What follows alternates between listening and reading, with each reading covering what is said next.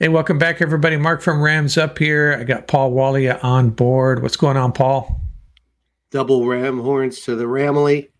Everything is wonderful out here in the East Coast, holding it down. Excited. Looking forward to the start of the season. Yeah, and we got a lot to talk about. We don't really have a format we're following today. There are a few things we want to talk about, though. Just seems pretty timely. We wanted to talk about the 16 undrafted free agents. I did a little spin on them the last episode, and Paul wanted to chime in too. And he hasn't heard what I had to say about these guys, which is probably a good thing. We'll get his fresh look at these guys. I'll share the screen so that you can talk about the ones you want to talk about. And basically, we started with on the left. I started working through the offense there. 6 guys on offense, and then a bunch of guys on defense. So, who on this list are you excited about? Well, there are a couple of players, and before I start, and just for Ram Nation, so a lot of these UDFAs are also going to get released, as well as from other teams. So there's 2 parts of the UDFA process: the ones that actually make the team, and then that whole process again of who didn't make other teams that we may find valuable. So just right off the bat, just some shameless bias, Ram Nation.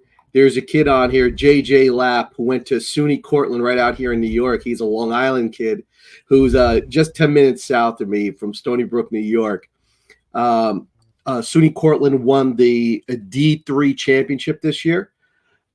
He plays wide receiver. He had 70 receptions, 1,291 yards, 4 touchdowns. Great hands, needs to work on his routes, but the will to win is definitely there when you watch it. Has to get stronger, has to get better with the yak. That's one thing that jumped out at me.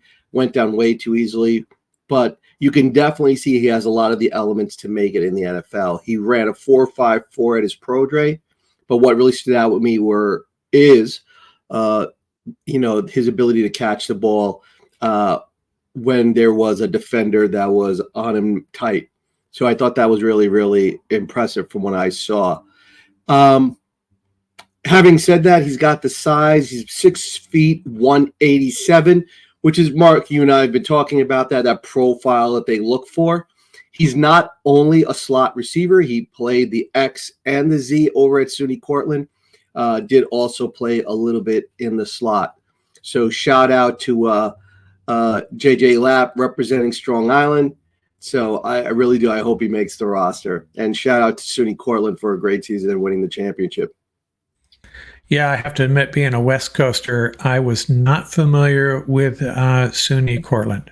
There's a handful of them I am familiar with, not that one, but I guess they're starting to establish a football tradition there. Okay, anybody else? First time in their program history, by the way, that they won the championship. So congrats to them.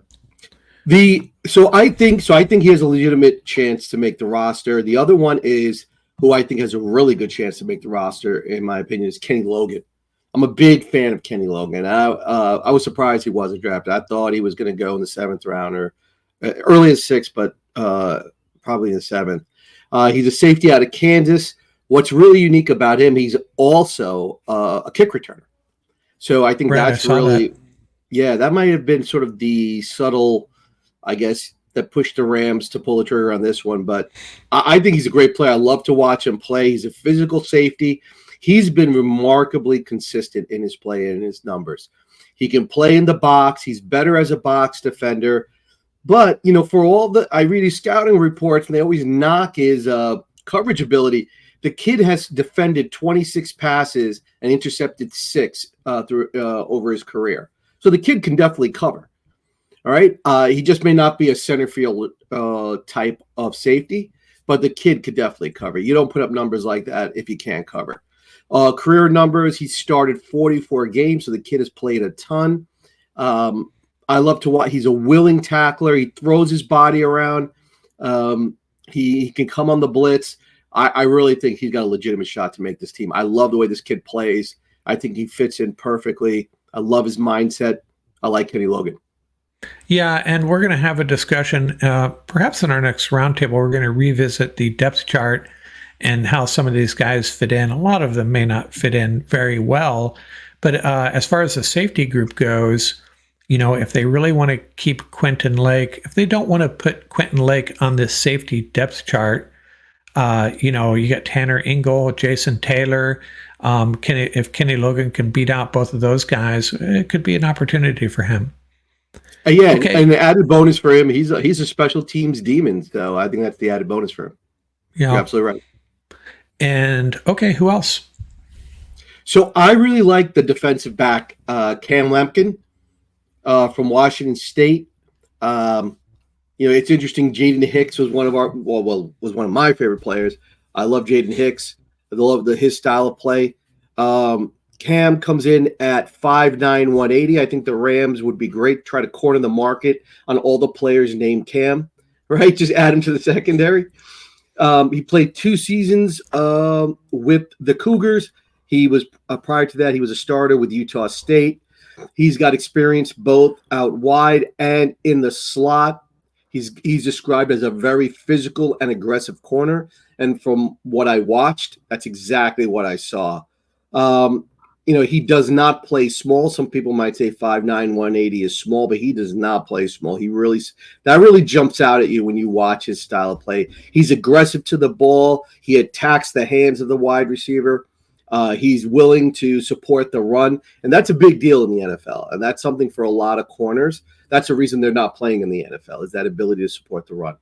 At his pro day, he did fairly well. He ran a 4.58, 11 reps on the bench, 34.5-inch vertical.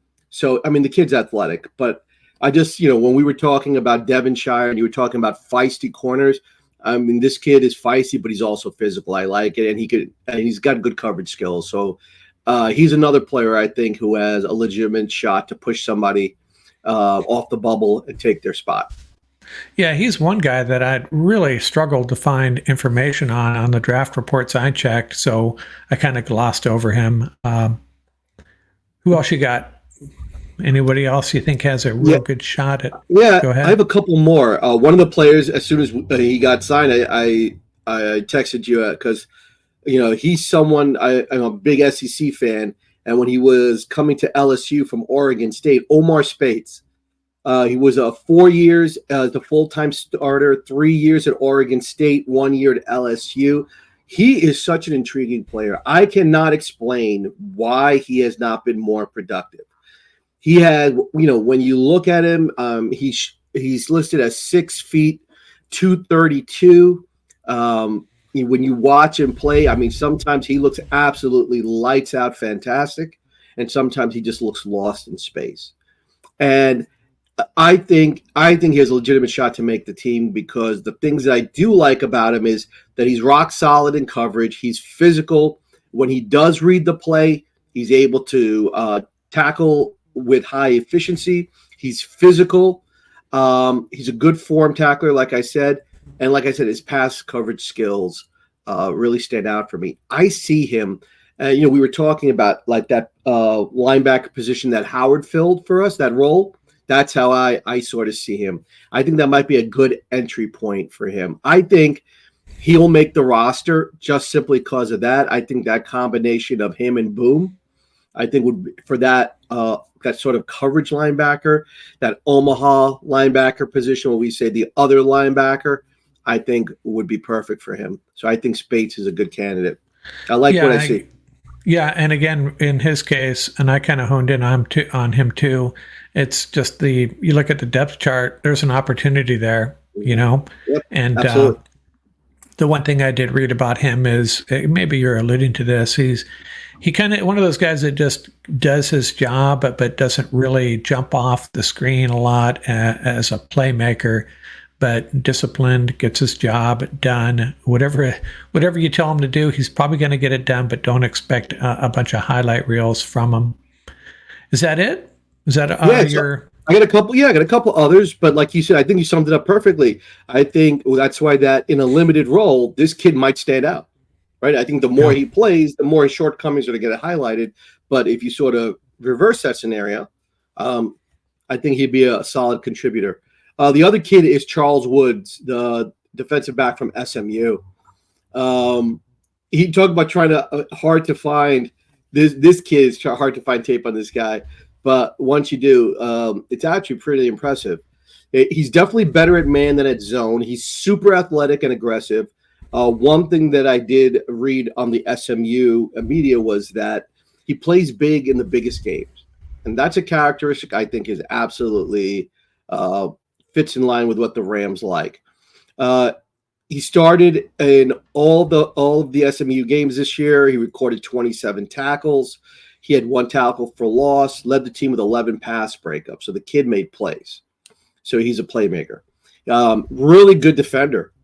Played the pass really well, and he was a willing tackler. So I don't have an explanation of why he's not drafted. From what I saw in the limited snippets that I was able to find, he looked really, really solid. So I'm hoping his athleticism wins out.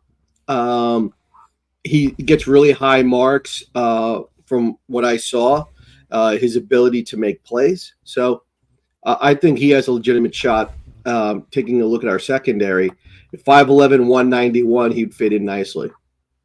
Yeah, with the secondary, it may come down to, when they do that math at the end, how many cornerbacks they're going to carry? Are they willing to only carry 3 tight ends? All that math that goes on could come down to that. And then the deciding factor is very often special teams, as we know. And hey, if these guys don't make the team, a lot of them will be on the practice squad, at least a handful of them. And then added talent for Charles Woods. A nice segue about the special teams. He was also coming off the edge and blocking kicks. So that might be an interesting talent that'll get highlighted when he tries to make the team.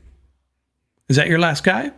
And the last guy is Anthony Goodlow, the defensive end from Oklahoma State. I just see him as a Jonah Williams replacement. A lot of the same characteristics. Solid build, 6'4", 270 and change. They actually had him at Oklahoma State standing up and with a hand on the ground, but mostly looks like to me he's a good, solid run defender, a real good blue-collar defender.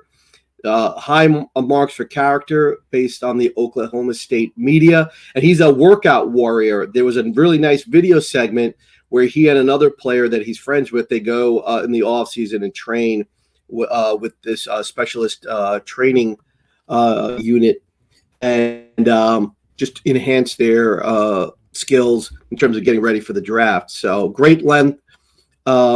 His arms 30 and tested well in the 40, 4.96. Shuttle was pretty good, 4.42. And he played at Tulsa and at Oklahoma State before he transferred to Oklahoma State. Obviously, he was at Tulsa, and good production at both schools. So that's always a good sign. So, I like the fact that he, invested time and effort to get better for his senior season and for the draft. So, I like what I read, and I like what I see on the limited film that I could find on him. Yeah, and again, there could be an opportunity there. Again, how many defensive linemen they carry and what types of defensive linemen they need as they figure out the final roster could be an opportunity there. Is that it? Is that what you got as far as the year? And the last two to close it out, I always love the trenches. Latuli Gasanoa, right? The human hydrant, right? He's not just a run stuffer. 6'1", 295. He's just a hustle player who can plug a gap. The kid's a real warrior. I would love, he's the kind of kid that will make your roster, man. He'll do anything to help you win. And then the other kid is Josh Wallace, the kid from Michigan. Came to Ann Arbor. He was a graduate transfer after 3 seasons at UMass. He can play both inside and outside. Good zone coverage player. When you watch this kid, he's a good scheme fit. He has good length. Kid likes to tackle. He likes to throw his body around. Watch that Michigan tape. He's always throwing his body around, likes to support the run. The one knock against him is the long speed. I was not able to find any 40 times on him. And the other thing was he has had a very low interception total in his career, only 1. I think that's sometimes misleading at the collegiate level. That was the major knock against him. But when I watched him on Michigan, I mean, the kid, he's physical. He likes to play in the zone. He likes to have the ball in front of him. I think he's a good scheme fit. So I think both Thule and Wallace have a good shot as well to make the squad. Yeah, and Wallace, as I mentioned last episode, he was a 3-time team captain at UMass. He's a UMass transfer. And, the Rams care about that stuff. Now, do you think Thule can provide some pass rush from the interior there? Yeah, I think so. I mean, they used to say that. Remember, they used to say that about Greg Gaines when he came out of Washington? Yeah, that's why true. I'm mentioning it. Remember, if you remember the profile about Gaines when he came out of Washington was that he had no pass rush ability. And interestingly enough, the Rams used him a lot of times on pass rush downs. So, so I think it's a lot of times the kids that are, playing that gap control style at the collegiate level, like Tyler Davis said it best, they need the opportunity, right? And they need the coaching. And a lot of times they're sort of coached to be one-dimensional because you may have a lot of depth at that position. Right. Yeah. And everybody has to sort of carve out a role. And Michigan is a great example of that, of Ram Nation. They had so many D linemen and they were rotating guys in. I think the average snap count for one of their starters was like 30 some snaps, which is absolutely amazing that they were able to keep it that low. And maybe that's why that defense was so effective, because the linemen were fresh all the time. That rotation was deep and talented. So, I think in this case, from what I saw, he definitely looks like he has enough wiggle to get after the passer. Good stuff. Now, enough of the UDFAs. I think we've covered that pretty well. You wanted to revisit, actually, I think what you want to do is brag about how well you did identifying your Puka Power Picks and how well they got overdrafted. Basically, that was the point of the Puka Power Picks, guys that were getting labeled as day 3 picks, later round picks that deserve to be drafted earlier and most likely will. And that turned out to be the case, I guess, huh? Yeah, we were all pleasantly surprised by a lot. I think that was a theme throughout this draft, not just for the Rams, for a lot of other teams. A lot of other teams, if you take a look at their picks, a lot of them were not combine monsters. Right, a lot of them were these high character, high production guys that teams were very confident that they could come in and produce and be reliable leaders in the locker room. And that was a trend I saw throughout this draft. And just to give a Ram Nation a comparison, we identified 43 players in total that were especially nominated as Puka Power Picks. The whole idea was that we were going to identify these players. They were being ranked as we said the cutoff was the average draft position was 100, right? We identify these players based on things like character, leadership, work ethic, also production, obviously, and may have, I don't know, maybe limited arenas in some one or two dimensions. They may not, wow the scouts. And we knew who those players were. And I think a great example of that was someone like Jordan Jefferson, who was being labeled as simply a nose tackle.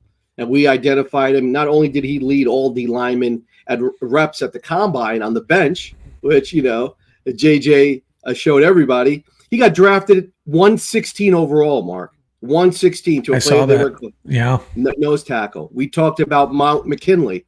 Mount McKinley went 97. He cracked the top 100. A player, right? He went to Cincy. Couple of linebackers that we cited. Leofau, 87, Mark. He went to Dallas at 87, right? I remember you texting me when he got drafted, your disappointment that he thought he might fall to the Rams at some point. I thought he was going to be a Ram. I really did. Tyke Smith went 89 to Tampa Bay.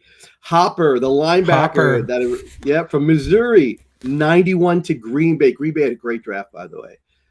And that kid, Luke McCaffrey, 100, right after our pick, right after we took Cam, he got picked by Washington. He went at 100. But also shout out to Cole Bishop, number 60 to Buffalo. Rosengarten, the tackle from Washington. The kid, who I said, I love this kid's feet, man. He can play on either side. 62 to the Ravens, right?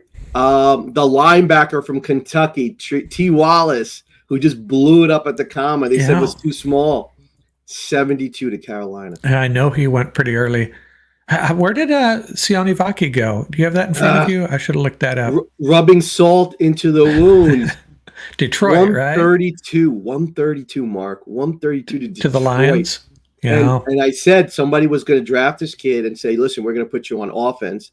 When they drafted him, they announced him as a running back. And right now, I read a couple of articles, and I don't know if it's necessarily true. Probably we'll know more during camp, is that it looks like they're going to – and that's a crowded running back room over there. They're going to give him a shot to play running back. And I think he's going to open some eyes because this kid can play. The one kid that I will say that I think is in a great situation is Wiley, the tight end from TCU. Mark, he went 131 to Kansas City. So he's the other tight end in Kansas City to learn from Kelsey. So they're really excited because they do want to run a little bit more two tight end over there. So I think he's in a great position. Another player, Bartolini, that really, really talented center that I like. He went 117 to Indy. And the quiet lunch pail SEC guard, Layden Robinson, Mark, New England, 103. Wow. So overall, all 43 picks that we nominated as Puka Power Picks were either drafted or signed as undrafted free agents. The last one, Rosamie Jack Saint, just got signed the other day. So that pretty much, and he and Gabe Hall were the last two. But Gabe overall, Hall. Overall, we had 2 that went in the second round, 8 that went in the third round, 8 that went in the fourth round, 11 that went in the fifth round, 5 in the sixth, 4 in the seventh, and 5 that were UDFAs. So overall, if you do the math, it's pretty impressive. 18 of the 43 picks wound up going round 4 or higher. And you could tell by the names I just read off, these were not, guys that we were calling sleepers, and these are like legitimate second rounders. These were not household names. So there is definitely something to that Puka mindset. We see it when people talk about that Mamba mindset in basketball. It's the same thing here when it comes to football. And all these Puka Power Picks, everybody from Trey Taylor, the kid from Air Force. We saw the kid from the CFL, Stiggers. He went in round 5. A lot Ray of Davis. Yeah, Ray Davis. What a great position he's in. He's in Buffalo, right? He went to school in New York. He's now upstate New York in Buffalo. So what a great! And I'm telling you, he's going to get a lot of play time. He's going to show very early that he deserves to get the rock.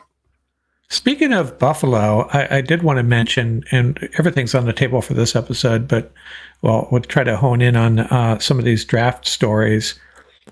I thought it was really odd for Buffalo to give up that draft position, and then the Chiefs turned around and used it for the fastest guy in the draft. I thought that was I don't know if Buffalo knew what they were going to do, but I have a feeling they're going to rue the day they made that trade. Well, that's interesting because when we were doing a couple of mocks, remember we were getting trade offers. One of the things I always used to say was that you never trade. Number one, you never trade within your division, and you don't trade within your conference, particularly with a team that just won the Super Bowl. What was Buffalo? Yeah, and Buffalo and Kansas City. I mean, they've obviously Buffalo. If there's one team they don't want to help outside of their division, it's the Chiefs, right? Exactly. And, I mean, it still stings me to this day that the Rams traded Wendell Tyler to San Francisco, but that one I'll never understand. But there are certain things you just don't do. I'm with you. I don't understand that one either. And I wanted to touch on this rumor I heard just this morning, and I don't know what to believe, and I'm not sure I believe this, but someone, I think it was Chad Reuter of NFL.com, is adamant that if Bo Nix had been there at 19, the Rams are going to select him. How do you feel about that? Do you believe it, I guess, is the first question. No, not at all. Yeah. I think a lot of that, and I think a lot of that misinformation that we had said from, we had said it right in this one of the roundtables. I said it, and I think a couple of you had said it as well. The Rams have never operated that way, where they let out all that information and they make things publicly known. I think a lot of that misinformation was to get people to do exactly what happened. Jockey for position, take players early, which just pushed other players down, and exactly that. And look what happened. It played out perfectly. Jared Verse at 19, You couldn't script that better. Yeah, and I think we had talked about the Rams drafting a quarterback of the future as long as it's in the second round.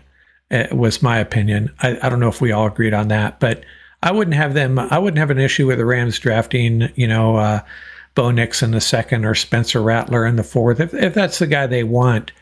But this year, I really preferred they draft guys that are going to help them get back to the Super Bowl, which is what they did, right? Yeah, I think that was their focus. I think, sometimes it's first things first, unless the opportunity presents itself, like you were saying, right? And maybe this time around, the opportunity did not present itself. Who knows next year? We'll see what happens. And, like we saw with Carson Wentz, sometimes, an opportunity unfolds during the season. Something happens in the off season. Who knows? Listen, how many people called the Michael Penix deal? Nobody. Right. No one did. So that's what I'm saying. The nature of the draft is so fluid. And I think sometimes people get caught up in, this should happen this way, this should happen that way. If that were true, the percentage of first-round picks would not be abysmal that don't make it in the NFL, right? So there's a lot that happens, and I think this draft was a great example of that. Certain things were prioritized early on.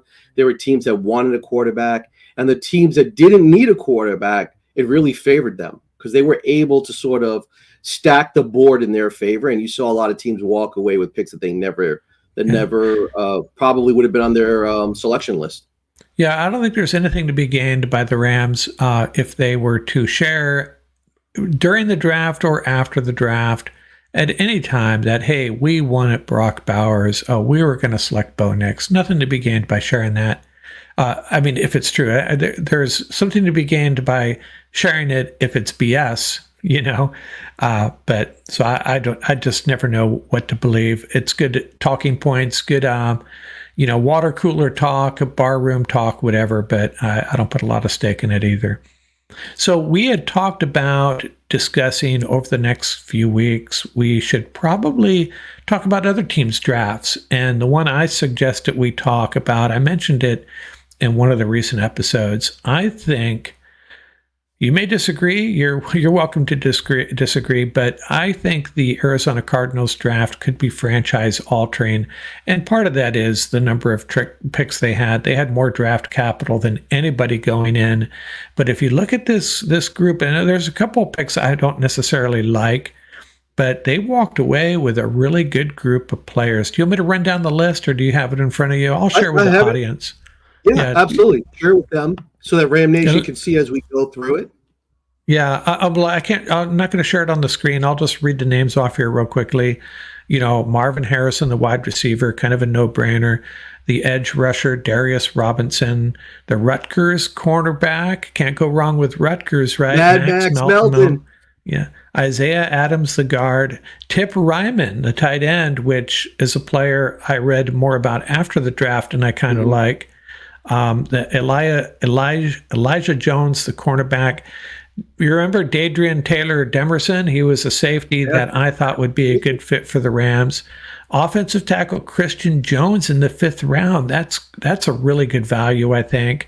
Don't know much about Tejuan Palmer, the wide receiver. Jaden Davis, the cornerback. I really like it. Yeah. So how do you feel about their draft? I tend to think that the arrow's pointing up for the Cardinals and maybe slightly down for the Seahawks and 49ers in some regards. I know you like the Seahawks draft, but we'll focus on the Cardinals. How do you like this Cardinals draft? Yeah, and for Ram Nation, we're going to, as the segments go forward, we're going to do one NFC West team for each segment. So Mark had a great idea. Let's start with Arizona because I agree with him. I think they had a really good draft. Just starting from the beginning, obviously Marvin Harrison Jr. It's a great wide receiver. It definitely fills a need. I think he and Kyler Murray are going to click from day one. So he's a legitimate game breaker. There's no question about it. So I think he's going to fit in perfectly. Let me ask you a question real quick. Would you have taken Malik Neighbors if you were them? Yeah, that's interesting. Yeah, if I were them, no, I think I probably would have gone with Harrison. Okay, fair enough. Probably would have gone. I love Malik Neighbors. I'll tell you, I think Malik Neighbors has just, but I think for this particular franchise, going back to your comment, I think for the Arizona Cardinals, they needed this type of player. I think Malik Neighbors would have been hard for them to sort of manage, in my opinion. I think Malik Neighbors, he definitely needs structure around him and mentoring around him for him, particularly early on in his career. Okay, sorry I interrupted you. You're gonna no, but that's a great question. I think Harrison was the safest pick for them when it came to wide receiver, and I think that was the right move. And then next up, we had Darius Robinson out of Missouri. We didn't talk a lot about him leading up to the draft. You know what it was, Mark? He was an interesting player. He was a very polarizing player after the combine. Prior to the combine, he was flying up the draft boards. So he is a player at Mizzou that was highly productive, has great size, has that size-speed combo that everybody covets. But, he had just a less than optimal combine. But was a leader at Mizzou, checks all the other boxes. So I think for the Arizona defense, what he brings is that he's able to get after the passer. That's his strong suit. He also plays the run really well. Listen, you can't teach size and you can't teach speed. And this kid has it. So with quality coaching, were there other players there? Yes, absolutely. They went with him. If I had to give it a grade, I would say B+ for Darius Robinson. I would give them it sounds like poor combine performance, team leader, gets it done on the field, but some of the measurables not quite there. Sounds like a Rams draft pick. Exactly. It all depends how much value. But one thing he can do, he can definitely get after the passer. So I think that's probably what sold them. Okay. So then we had Max Melton. I know you loved him, but you're biased. Got to give the day on this one. You're biased. Clearly biased. But in all honesty, Ram Nation, it definitely was a great value pick. Mad Max Melton is probably, without doubt, one of the best cornerbacks in this draft. He was very, very consistent over the last couple of seasons. He gets it done. Always went against the other team's top wide receiver. Physical, plays the ball well. Some people said it was a little bit early at 43, but this is a passing league. When you get a corner that is basically letting you know that they're going to win for you at every phase of the game, you got to pull the trigger. And Arizona needs help at that position, so I think it was a great fit. Love his attitude. Love his work ethic. All the intangibles are there.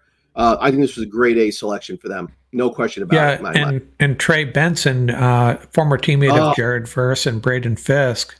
And I guess they've already been trading some friendly barbs there. Back and forth, yeah. Yeah. So you like Benson, right? Yeah. I remember I had said to you, I said some teams are going to walk away with, and listen, we've already talked about Ray Davis in Buffalo. If people don't realize that's a bargain, they got Ray Davis at pick like I forgot what it was, like 127. You talk about bargain. So watch what he does up at Buffalo if they give him the rock early. But I mean, getting Trey Benson in round 3, I think he came in at pick 66.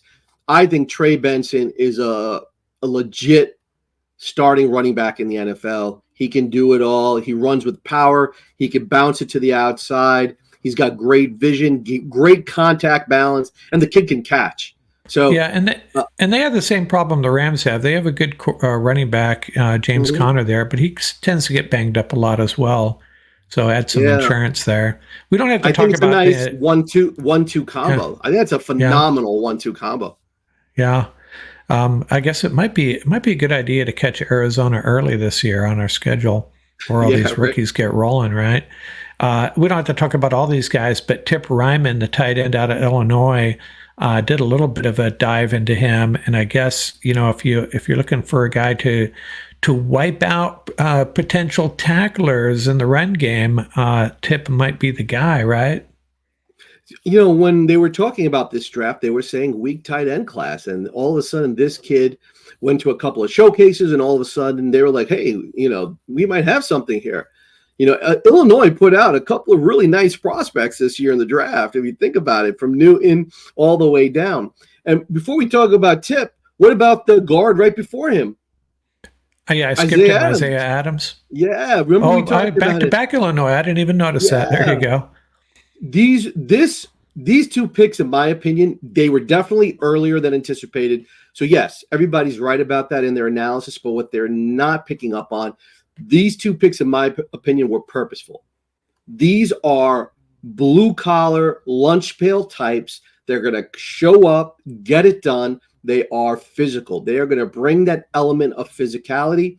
Raymond, the tight end, not only can he block, but he's talented. He can catch, and he runs like a tank once he gets the ball in his hands. Isaiah Adams is probably one of the most consistent guards in college football. Plays rock solid on the inside. He can pass block. He can run block. He has a ton of starting experience. So I think those two picks were very purposeful.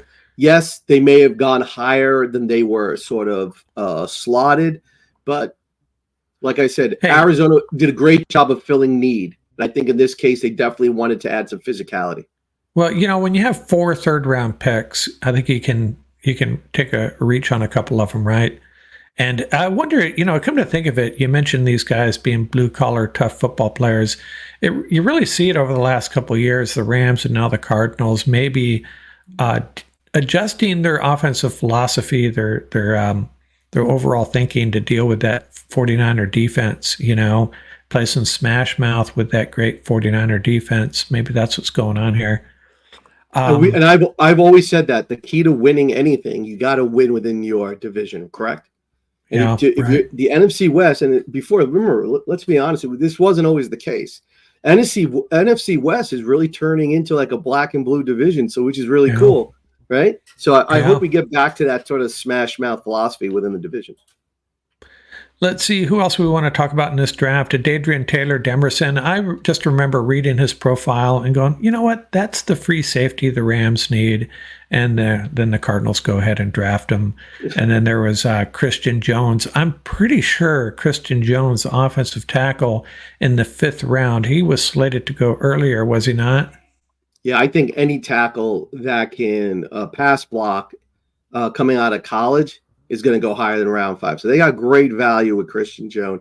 They also got great value with the kid from the safety that you like from Texas Tech. They got him in round 4. I think his actual number was 104. So they got him at 104. I agree with you. I think he's a rock solid safety. I also like their round 5 pick, Xavier Thomas.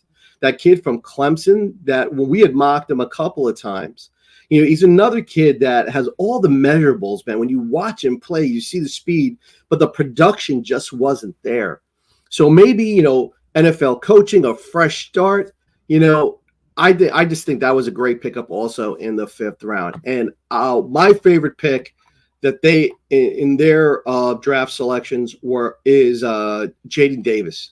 The kid from Miami. Yeah. I like that corner from Miami. You and I talked about him, and I just thought he was just sitting there in round 7. I said, that kid, he can play. He can play football. When you watch a couple of games, you just see him stand out. He needs to work on discipline. He needs to work on tackling, but everything else is there.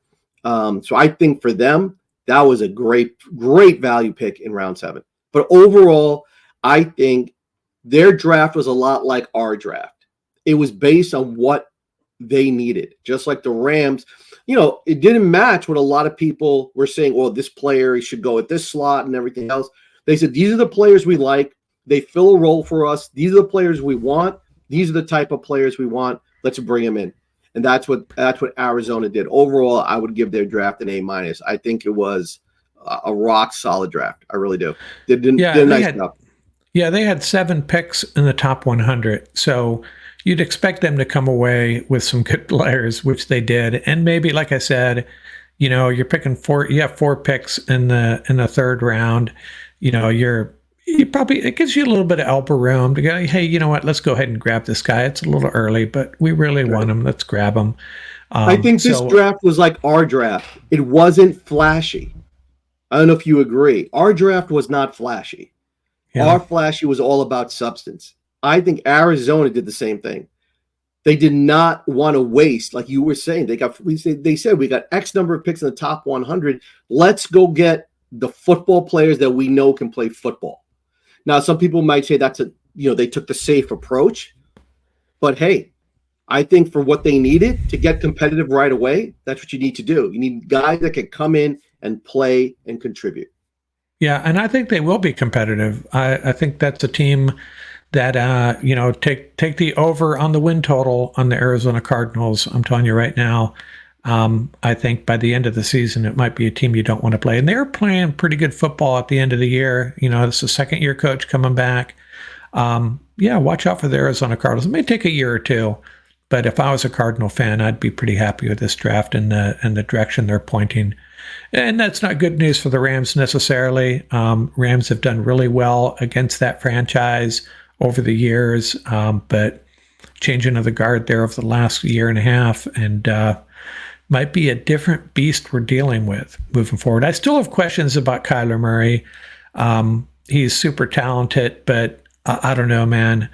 I just not sure. I think the Cardinals are in a bit of a predicament with him. He's too good to move on from. But is he the guy? That remains to be seen. I love the guy. I'm not trying to pick on Kyler Murray. He's a scary guy to defend. He always has been, but at the same time, I'm not really that fearful. I mean, I know he was the one guy that was most excited when Aaron Donald retired. That's for sure. It's like, thank God. He was also the guy that was pissed off when Troy Reader resigned, right? Oh, right. Yeah. Oh, right. Yeah. But it'll be fun. See, schedule will be coming out. Hopefully, I think ideally we get them early. I'm telling you. And I think we usually do. But yeah, I saw someone predicting the Rams are going to be playing Detroit on Thanksgiving. I'd really be surprised if that happened, because that's going to be a marquee game regardless. Yeah. So why throw it on Thanksgiving when everybody will be watching anyways? That's the way I look at it. But okay, Paul. That's definitely a bulletin board game, man. The Rams. Yeah. I mean, that's really going to tell us where they are as a team. If they have that championship mentality, that's my opinion. That game is really going to be a major litmus test for the Rams. If they go into that game like flat and once again like they did in that playoff game, I mean, that's not a good sign. But if they go in, with purpose, determination, and really want to send a message, because listen, Detroit had a good draft also. Detroit had a rock solid draft also. And they're competitive. They're a competitive squad. And, they sent a message that said they're not going to lie down for anybody. So the Rams now, it's, they're in the NFC, right? Detroit's in the NFC. Make no mistake about it. So their paths are going to cross. So it's time to send that message. In that game, it's going to be really important for the Rams to send that message loud and clear of who is the alpha in the NFC. Yeah. Good stuff, Paul. I think next time, I don't know if we'll do it on a round table. I think on the round table I think we, Tom and Ian wanted to take another look at the depth chart.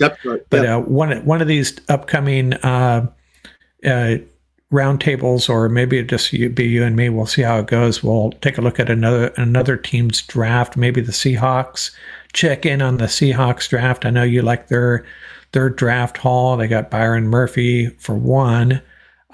So let's do that next time, maybe. Next time it's me and you, unless we can squeeze it in at the end of a round table, perhaps. And thank you to everybody out there, Ram Nation, for all the comments, all the positive feedback on our segments, and also helping us shape out some new segments like the one today based on your feedback.